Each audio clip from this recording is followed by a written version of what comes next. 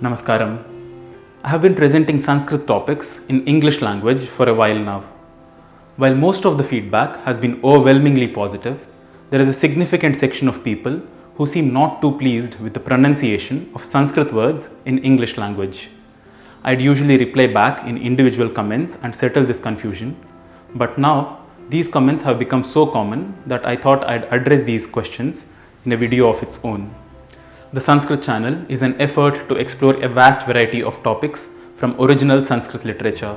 If you wish to support this effort, consider becoming a sponsor on Patreon or make a one-time contribution through these options. Your support will help us improve the quality, length, and number of topics covered in our videos. Do check out all the links in the description below. Let me ask you a question. How is this word pronounced in the Devanagari script? If you thought Dev, you're only partially correct. It is Deva. This is Dev. So which of these is the correct version in Sanskrit? Any guesses? The answer is neither of them. The Sanskrit word for it is Devaha. Does this mean pronouncing it as Dev or Deva is wrong?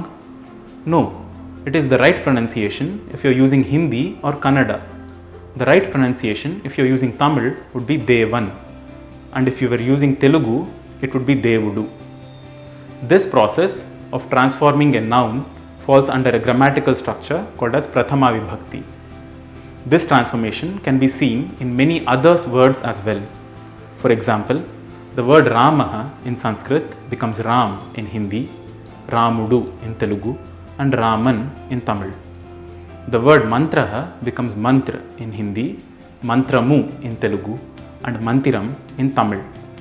None of these is a wrong way of saying it. It is just a different form of the same word transformed to match the feel of other words of the language. For example, if I am using Hindi, I would say, मैं मंत्र जपता हूँ. In Telugu, I would say, నేను మంత్రాన్ని జపిస్తాను. In Tamil, I would say, நான் மந்திரத்தை ஜபிக்கிறேன். Or the sentence, Lord Rama came, is Ramji aaye hain in Hindi, Ramulavaru vacharu in Telugu, or Ramar Vandar in Tamil. Sanskrit words are transformed to have a sound which is consistent with other words in the language being used. And this is exactly what happens in English as well. But because English language is farther away from Sanskrit than the regional languages of India, there is some ambiguity when it comes to how Sanskrit words should be transformed to match the feel of other English words in a sentence. For example, Ram went to the forest and Rama went to the forest. Both these sentences sound appropriate in English.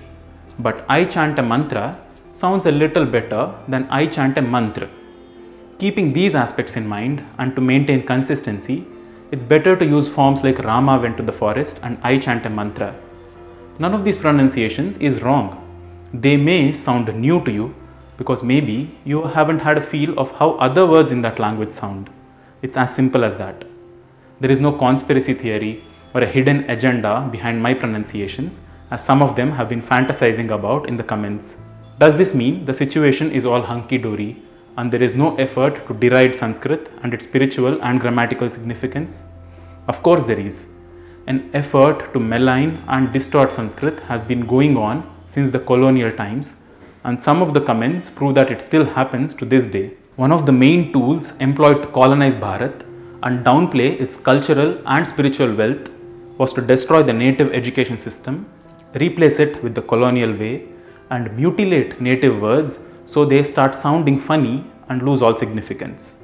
For example, Ganga is referred to as Ganges. Thiruvananthapuram is called Trivandrum. These are the instances of deliberate harm being done to Sanskrit language. It's really important we understand the roots of these words and realize which usage is inherent and which is imposed.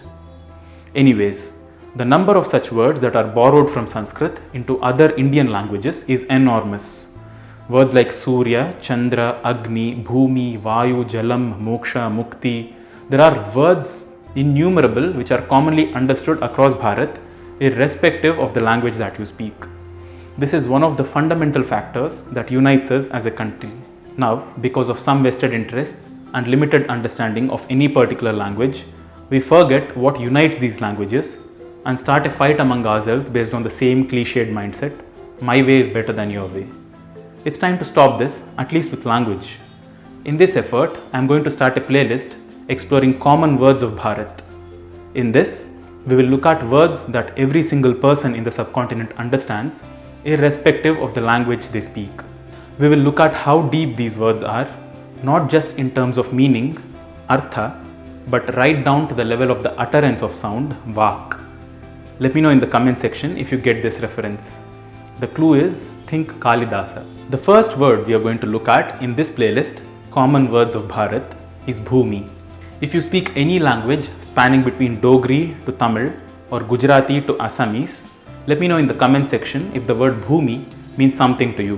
While I speak a few languages of Bharat, it would be really helpful to have a consulting expert in other languages as well. If you are good with a language or know someone who is, please reach out to me. While we are proud of our diversity and rich and varied heritage, it is time we recognize and cherish the common threads that holds the fabric of Bharat together. Jai Hind.